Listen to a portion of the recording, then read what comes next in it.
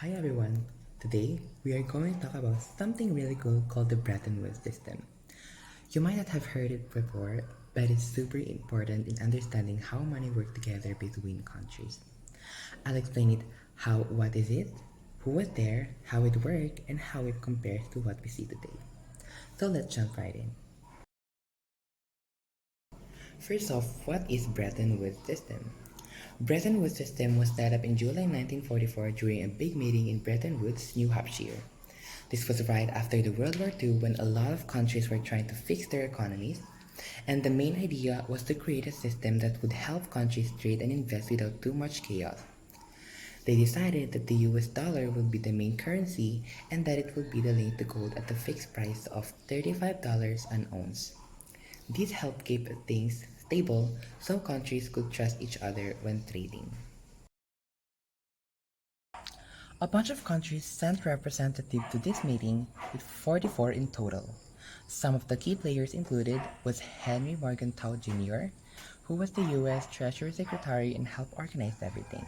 Another is John Maynard Keynes, a famous British economist who had some great ideas about how economies work. There were also delegates from countries like Canada, China, France, and even the Soviet Union. It was a big deal because it showed that the countries wanted to work together for a better future. Having so many different countries involved meant they could share their ideas and come up with a plan that would work for everyone. Another is what was the world currency under the Bretton Woods system is. Now, let's talk about currency. Under this system, the US dollar became the main currency for international trade, kind of like the superstar money everyone wanted to use. Other countries pegged their currency to the dollar at fixed rate, which made it easier for them to trade.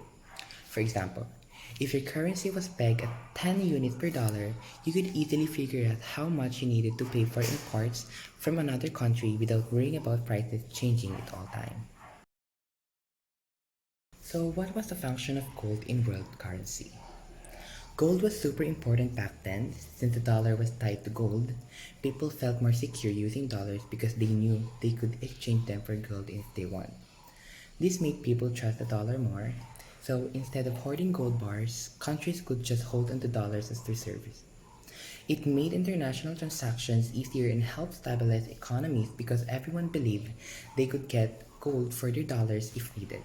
So how does world currency exchange work? In this system, exchanging currency was pretty simple because everything was fixed.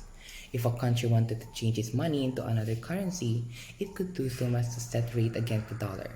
For instance, if your currency was pegged at 5 units per dollar and you wanted to buy something from another country priced at $10, you would just need to exchange 50 units of your currency, and this fixed rate setup reduced confusion and made trading smoother because business could plan better without worrying about sudden changes in money values.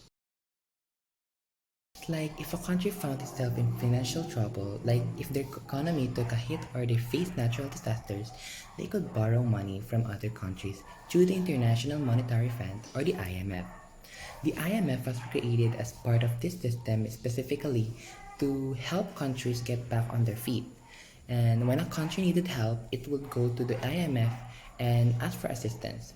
The IMF would provide loans, but usually with some conditions like making changes to their economy and to make sure they could pay back when they borrowed.